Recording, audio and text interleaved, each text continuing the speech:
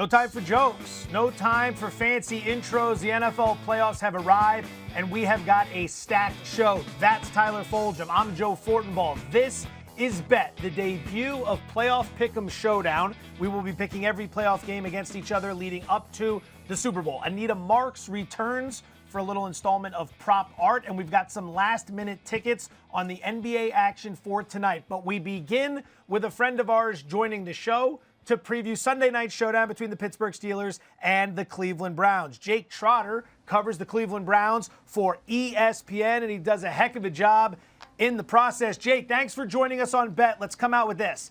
Take us through the latest with the COVID situation in Cleveland. Have there been any additional positive tests with the Browns as of today?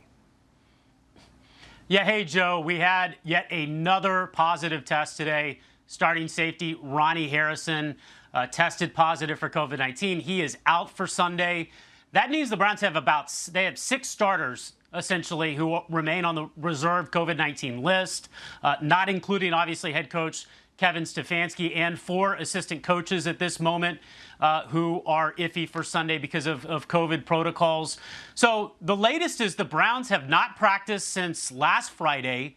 Their building remains closed since Tuesday morning. And I even asked quarterback Baker Mayfield today, like, when's the last time you've even thrown a pass? And he told me Sunday in the game against the Steelers. Now, I don't know if he was lying to me or not, but it kind of underscores the situation the Browns are in. And I think it's a real possibility at this point. We will get to Sunday night, and the Browns will not have had an actual practice before the game. Oh, my, that is not something that Browns fans want to hear, but an unfortunate reality of the situation that we're in is they're trying to win their first playoff game in a generation, basically. Jake, we're talking to you virtually. Kevin Stefanski, the Cleveland Browns head coach, has to talk with his team virtually in these trying times. Is he using Zoom? How is he communicating with his team? How often is he communicating with his team, based on what you know? Yeah, for Stefanski, nothing has really changed this week because the Browns have been virtual anyway. They've been preparing for the Steelers remotely anyway. The big change is going to come Sunday when he's not at the game. He's back home. But right now, he's still in all the virtual meetings that he would be in. Otherwise, he's been communicating with players, through text and phone calls. So in terms of what the week would be like had he not tested positive for COVID, nothing has changed yet. The question is going to be, what do the Browns look like Sunday night without their head coach and, oh, by the way, their offensive play caller? So Stefanski, and you hit on exactly where I want to go here, isn't just the head coach, he's their play caller. Who's going to be stepping in to call the plays, and how much experience does that individual have calling plays? Yeah, Alex Van Pelt, the offensive coordinator, is going to be calling plays Sunday night. Not a lot of experience, has had a couple stints on an interim basis calling plays. But I will tell you that coming into this year, last offseason, Kevin Stefanski brought in Van Pelt, and the idea was that maybe he was going to call plays. They were going to audition him during training camp and in the preseason games, and if everything went according to plan, Van Pelt was going to be the play caller. And then, obviously, the world changed in March, and the offseason got completely wiped out. Preseason games got reduced, and Stefanski ended up deciding to call plays himself. But there's a lot of confidence in that building about Van Pelt as a play caller, not only from Stefanski, but Baker Mayfield himself. I mean, he was praising the trust and the belief that he has in Van Pelt today. It's going to be really interesting to see what the offense looks like. I asked Van Pelt, are you going to try to channel Stefanski? And he said, listen, we're different. We're not the same person. But, this is his offense. I'm going to try to call it like I think he would. But there could be some subtle changes between how this is going to look with Van Pelt versus what it would have looked like with Stefanski. All right, Jake, what is the plan for this Cleveland Browns team from Friday up until kickoff through the weekend, and how is that different than their normal procedures from Friday up until kickoff, given the circumstances they're dealing with? Yeah, that's a great question. I mean, it's really difficult to plan when you don't know what tomorrow morning is going to look like, and that's kind of the situation that the Browns are in right now. Like, they don't even know if they're going to have practice tomorrow. They don't know if their building is going to be open. So they're looking at multiple contingencies. I can tell you that they are looking at the option of driving versus flying to Pittsburgh. They usually drive to Pittsburgh from Cleveland. It's about a 2.5 hour drive to Heinz Field from the training facility in Berea, Ohio. But I think the idea with flying is, you get there quicker, you're not lingering together as much, maybe reduces the risk of, more players potentially becoming, high risk, close contact should somebody test positive again this weekend. So, they're looking at different options. It's just really difficult to plan right now because, the team could look completely different this time tomorrow. They just have no idea where they're going to be on Saturday, much less tomorrow morning. He covers the Cleveland Browns for ESPN. Jake Trotter, kind enough to join us here on Bet. Jake, thank you so much. We appreciate your time today. See you guys.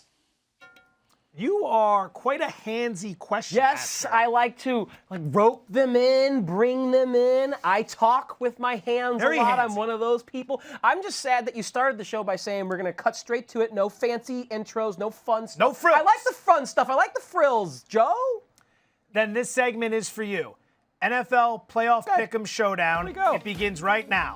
Tyler Foljam and myself, we are going to pick every single playoff game, one bet per game, all the way up until the Super Bowl. We'll declare a winner, and then we'll double down for the Super Bowl. Since we just talked to Jake Trotter about the Cleveland Browns game, we're kind of going to work in reverse order here. So we will begin with Cleveland at Pittsburgh. The Steelers laying 6, total of 47.5. Side, total, prop. You can go anywhere you want. So where are you going to go? I'll go side based on the information that we have gathered about the Browns and their unfortunate circumstances.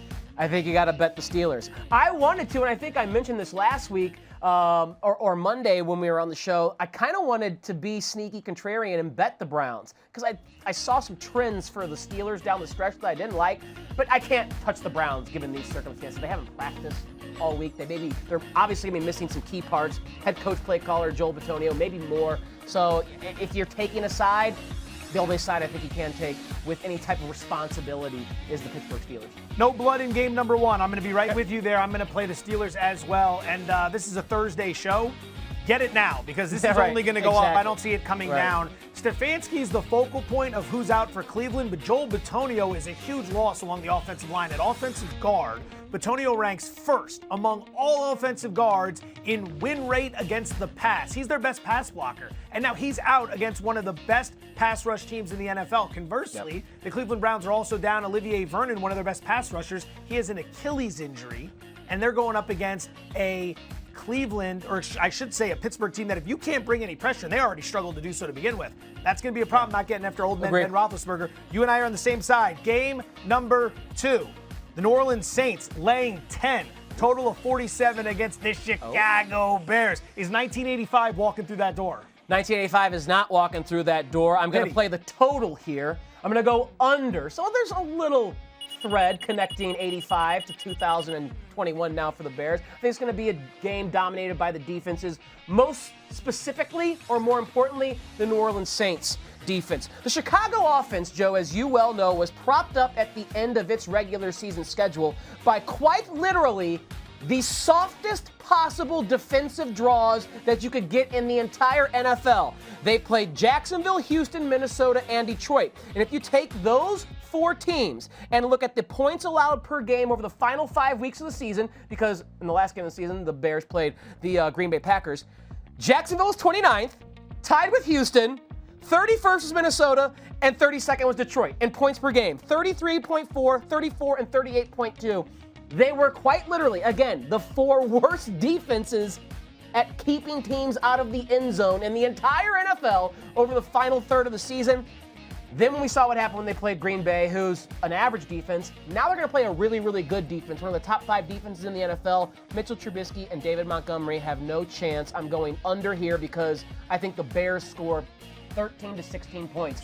Team total is 19.5.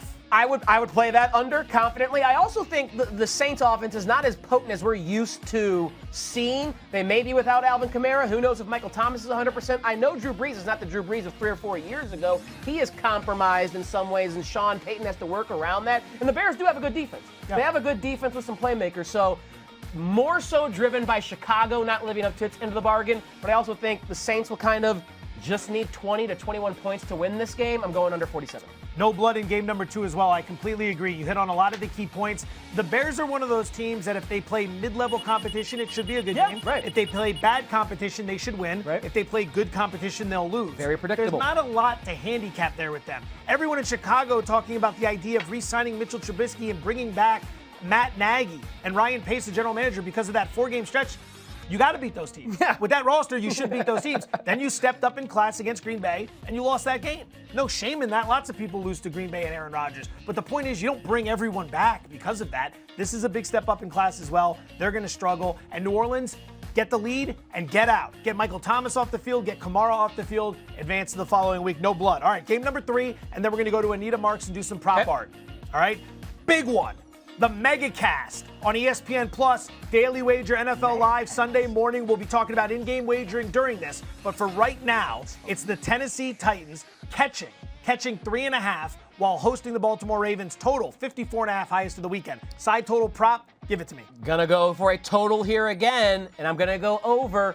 We have hit on this many times on Bet, on Daily Wager with our buddy Doug Kazarian. When Ryan Tannehill is quarterbacking the Titans and they're involved in the game, bet the over. Why? Since last year when Tannehill took over as the quarterback, 25-1. The over in games started by Tannehill involving the Tennessee Titans. And then you add into the fact, I don't know if you heard this, Joe Fortin, Bob, but the Baltimore Ravens won their last 5 games of the season. And they won in fairly convincing fashion with a plus 97 point differential over those 5 teams based on the strength of Lamar Jackson and Marquise Brown and Mark Andrews getting things back under control, but mostly because of that run or that rushing offense that averaged 6.7 yards per carry over the final 5 weeks and 267 rushing yards per game. In the National Football League, a team averaged 267 rushing yards per game over a 5-game stretch. Tennessee's defense, not good. Worse against the pass, but still not good against the run. This Ravens team should have no problem scoring, and Tennessee's offense is efficient enough to put enough on the board against a good Ravens defense to win, or not to win this game, but to add to the total. So I'm going over 54.5 based on the Tannehill trend and the way that those Ravens are playing right now. Good football, the Raven flock. You can't do that. Why not? You just dogged the Bears for a soft schedule at the end, and then you propped up the Ravens for a soft schedule at the end. I'm taking the Titans plus 3.5. That's what this is going to be. The narrative, as my colleague just laid out, Baltimore's red hot. Baltimore's played nobody. They beat up on Jacksonville. They beat up on Cincinnati. Everyone's infatuated with them. One game against the playoff team in that final 5. You know who it was against? Cleveland. You know what happened? It came down to the wire, which is why I want those 3.5 points right here in my back pocket. This game is a bad matchup for Baltimore. Everyone talks about how bad Tennessee's defense is. Their pass defense is atrocious. Yes, it is. Guess what? Nobody throws the ball less than Baltimore. They are the least equipped team to take advantage of Tennessee's weakness, which is why during the regular season earlier this year, they lost to the Titans, and why last year in the playoffs, they lost to the Titans. You want to load the box to stop Derrick Henry? Fine, Baltimore will beat you in the passing game. You want to stay back to stop Tannehill? Fine, Henry will beat you underneath. Give me the 3.5 with the Tennessee Titans. There's a difference between Mitchell Trubisky and Lamar Jackson that accounts for why it matters that the Ravens are crushing. That is selective cherry picking of statistics, sir, and I will not stand for it. Thankfully, the prop queen herself is kind enough to take a few-minute break from her radio show to jump on this fine program. We talk about none other than the lovely Anita Marks, who's joining Tyler and Joe here on Bet right now. Anita, it's always a pleasure. How are you today? Thanks for coming on the show. I'm great. Can you guys, somebody pinch me. Like, this is the first weekend of the playoffs. Are you kidding me? I'm so stoked. I'm so stoked. Okay, so we buttered you up to start because, quite frankly, we're not very happy with you. This is a segment where we all pick one prop per game. You are picking 2 per game. The following of the rules between Daily Wager and this show, you have literally no regard. None whatsoever. Well, you guys are on this show every day. I'm on once a week. I should be able to have more prop bets. That just makes sense. Okay, and actually, you've been kicking our butt too, which is fantastic. So like usual, we are going to let you start us off. Give us your 2. Tyler will go, I'll go, and around we go. Anita, the floor is yours. Okay, so we're starting with the Bills-Colts game, and I love Jonathan Taylor. Dude put on a show last week, right? Rushing for over 250 yards. This is the best matchup this week for the Colts offensive line. Third best in the NFL. The Bills defensive line, this might shock some folks, third worst defensive line in the NFL. So I love Jonathan Taylor. I'm not expecting him to put up 250 yards, but I like the over in rushing yards for Jonathan Taylor in this game. The matchup benefits the Colts in the trenches. You got another one from that game? Before I jump in, you got a Josh Allen and then, prop? I'm sorry. All right. No. Okay, so yes, I do. So I'm doing information I'm doing overload. 2 per game. I forgot. I'm sorry. All right. So my second one is Josh Allen. Again, talk about Taylor putting on a show. Josh Allen has been putting on a show for weeks. I like over 301.5 passing yards. The Colts, as of late, are giving up the third most passing yards per game, I want to say in the last 4 weeks. So I like the over in passing yards for Josh Allen. See, I knew that you had that Josh Allen prop there because I wanted to use it, but it was one of the 16 that you gave us, so our producer said, sorry, Anita took Josh Allen over 301 passing yards. And for the same reasons that you're going over, I saw that Indy, an extreme pass funnel defense, they're awesome against the run. They've been weak against the pass as of late, and we know Josh Allen has been cooking. Speaking of Josh Allen, if I can't take passing yards, I'll take this prop. Over 2.5 passing touchdowns, and you get some good return on your investment with that at plus 140. And again, the same reasons that Anita's using for going over his passing yardage total, I'll use for this. The Indianapolis Colts, second all season long in the NFL in rush yards allowed per game and yards per rush. They've been a great stymieing run defense. However, as of late, as Anita pointed out, the last 4 weeks of the season, only the Detroit Lions allowed more passing yards per game than the Indianapolis Colts. Think about that. Only the Detroit Lions were more inept defending the pass than the Colts the last 4 weeks of the regular season. So I think Allen has a big game, at least 3 TDs. I'm going to break away from the Buffalo-Indianapolis game, and I'm going to tell you that Tom Brady's going to throw at least 1 interception. So I'm going over at a price of minus 120. Old man Brady threw 13 interceptions this year. That's the most he's recorded in a season. Excuse me, he threw 12 this season. The most he's recorded in a season in 14 years when he threw 13 INTs in 2009. So he's been a bit sloppy with the football, particularly against really good defenses who bring consistent pressure. Enter the New Orleans Saints, enter the Los Angeles Rams, who forced 5 INTs against Brady. Guess what? Washington is one of the most opportunistic defenses in the league. Top 10 in pressure rate. They also rank fifth in interceptions this season. I'm going over half an interception for Tom Brady against the Washington football team. Anita, you got 2 more. Let us hear them. All right, you mentioned the Rams. Let's go to that Rams-Seattle game. And these 2 prop bets coincide. Why?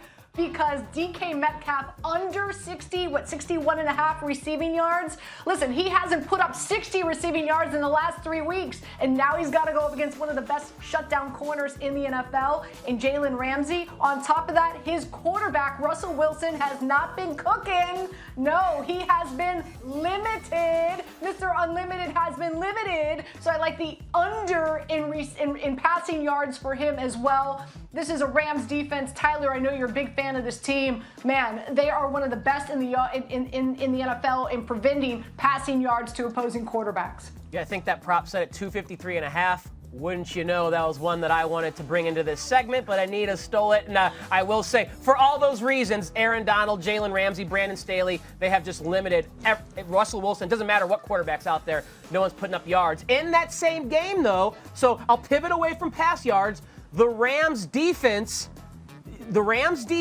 has been awesome at limiting explosive pass plays of over 20-plus yards. They're only allowing 9.8 yards per reception. If we think Russell Wilson and DK Metcalf are going to struggle to throw the ball and push it downfield, then I'm going to go under the longest completion for Russell Wilson being 35.5 yards. I think the Rams have only allowed like 3 receptions this season of more than 35.5 yards, so I think that trend continues in this game. If Russell's going under 253 yards, like you say, Anita, with your second prop, I think his longest completion will be well under 35 yards in this game. Let's go to Sunday, Baltimore and Tennessee, the mega cast, as we promoted again shamelessly, ESPN Plus. Lamar Jackson over 27.5 passing attempts. something strange. Something strange. Last 5 games, Lamar Jackson hasn't come anywhere near this number. It's weird. He hasn't come anywhere near this number in his last 5 games, and yet the bookmakers set it at 27.5. Why would that be? Well, let's go back 6 games ago, the last time he did go over this amount. Who was he playing?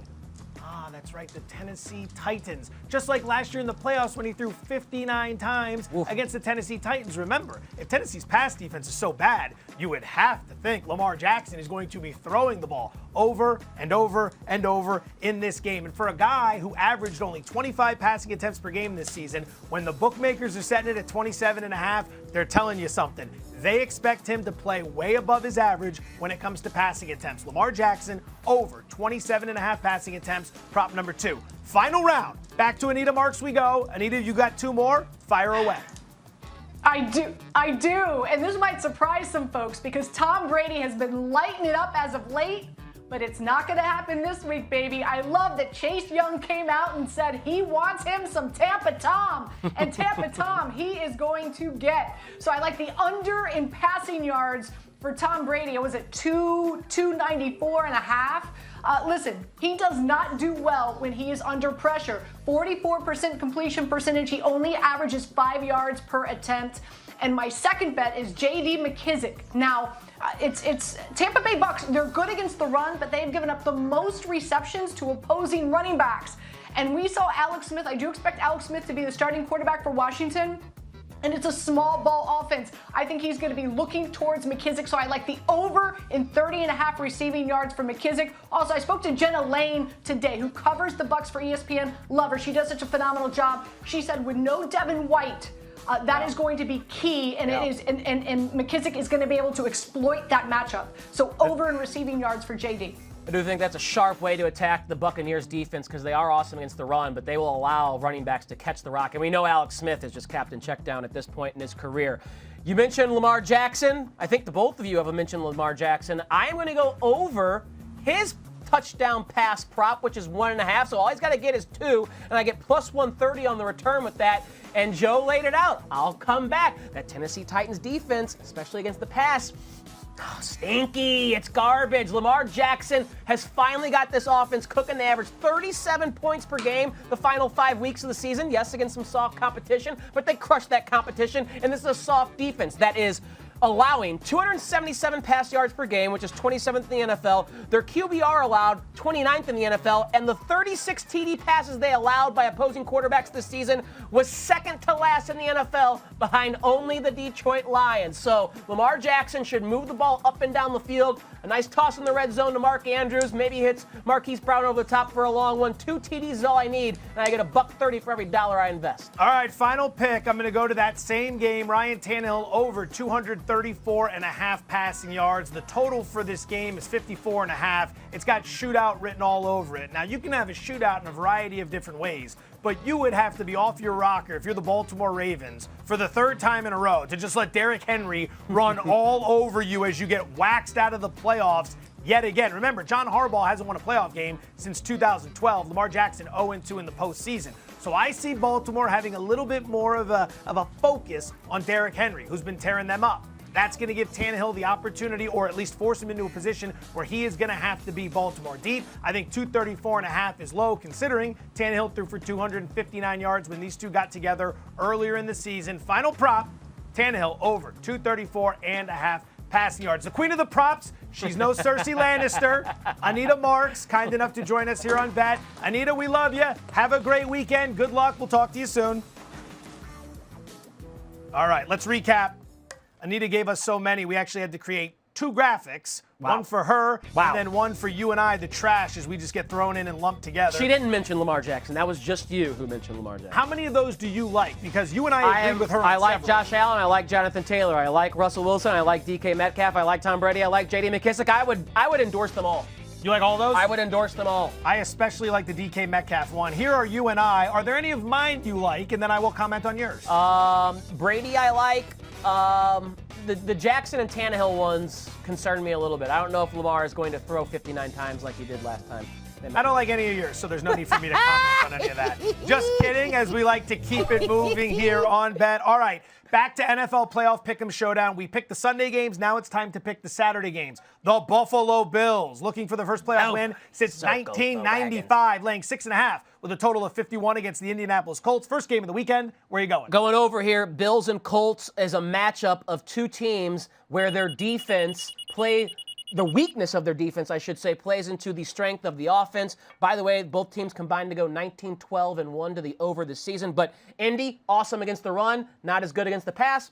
Buffalo Bills can throw the rock. Indy, meanwhile, awesome with the run. Buffalo Bills much better defending the pass than they are the run, so I'm going over 51. Lay the 3.5 with the Buffalo Bills in the first half of this game. They are a first half freight train. This season, they are third in the NFL in first half point differential. Only the Packers and the Ravens have beaten up on the opposition worse in the first half than the Bills. Conversely, the Indianapolis Colts, 24th in first half scoring defense. The defense is a little sleepy. They come out a little late. You hit the key point. Buffalo is one of the best passing attacks in the league, especially from a vertical down the field standpoint. Meanwhile, Indianapolis has struggled to defend the pass this season. I think Buffalo jumps on them early. I'm laying 3.5 in the first half. Sounds good. Game number 2 or number 5 as we see it, but it's number 2 on Saturday. It's the Seahawks and the Rams, little NFC West showdown. Seattle laying 3.5. The total now down to 42. I will lead this one off. I have a feeling you and I are thinking the same thing. I hate the fact that this got to the key number of 42, but I'm still leaning to the under. This season, it's been the tale of two teams for the Seattle Seahawks. Offensively, first half of the season, 34 points a game. Last 8 games of the season, that dropped to 23 points a game. Defensively, in the first half of the season, they were terrible, giving up 30 points a game. Last 8 games, they're giving up just 16 points per game. 2 meetings between these two teams. First meeting featured only 39 total points. Second meeting featured only 29 total points. I think it's a grind fest. Well, no blood here. I'm with you. Rams were 12-4 to the under this season. Second best under record behind only the Giants. 7 of the last 8 Seahawks games hit the under because that offense sputtered a little bit and that defense got really good. I think it's a low-scoring grind fest. Final game of the Pick'em. Final game on Saturday. Pick number 3 Saturday. Pick number 6 overall. It's the Washington football team at home catching 8 against Tom Brady and the Buccaneers, total of 44.5. I'm going to play that total. I'm going to go under that total. We talked about how Washington can match up with Tampa Bay's offense. If Mike Evans is compromised, that also helps the under. And we know Washington struggles to move the football. This year, Washington averaged 4.83 yards per play on offense. That was 31st in the NFL. Only the Jets were more inept moving the football on a play-by-play basis. So Tampa has a good defense. Washington has a good defense. Under 44 and a hook. I'll take Washington plus the points here. This is just the 4th time since the merger that a team has gone on the road in the playoffs and laid 6 or more points. In the previous 3 instances, the team laying the points on the road not only failed to cover, they lost the game outright every time. Tim Tebow against the Steelers in overtime, Beastquake, and the Saints over the greatest show on turf back in 2000. Those are all road teams that laid 6 or more and not only failed to cover but lost. Similar situation here with Tampa laying 8. Washington's defense is going to keep this thing tight. I like the Washington football team. Why'd you have to mention that 2000 wild card game? It's 20 years ago. Team fumbled it's time to get over. And they were trying to come back. Chris Berman. Baskets. Azahir Hakim. One of the greatest of all time. NBA games, last-minute tickets. We're going to rifle through some picks here. Dallas is catching 3 at Denver tonight, total of 223. Where are you going? I'm going to go over this total. Whoa. Doncic? Jokic? Are you kidding me? Walking 7-foot triple-double. Maybe the MVP of the league. He was the odds-on favorite as the season started. And Doncic. Denver is driving this because their offensive rating 2nd in the NBA. Their defensive rating 27th in the NBA. I think it goes over. I'm going to take Dallas plus the points. Denver's defense stinks this year. What happened? They're 27th in defensive rating, 23rd in points allowed.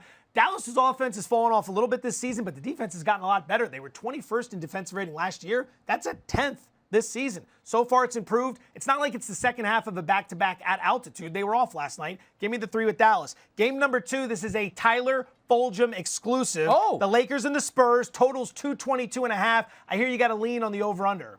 Well, allow me to address the world since it's a Tyler Fulgham exclusive. Take your time here. I'm going to go under, and here's the reason why. The LA Lakers have one of the best defenses in the NBA, of course. They're 2nd in defensive rating in the NBA. I also wonder if either or both, one or the other, LeBron or AD, finally gets some rest. LeBron hasn't sat out a game really yet, and this is an opportunity, I think, even though it's a nationally televised game for them.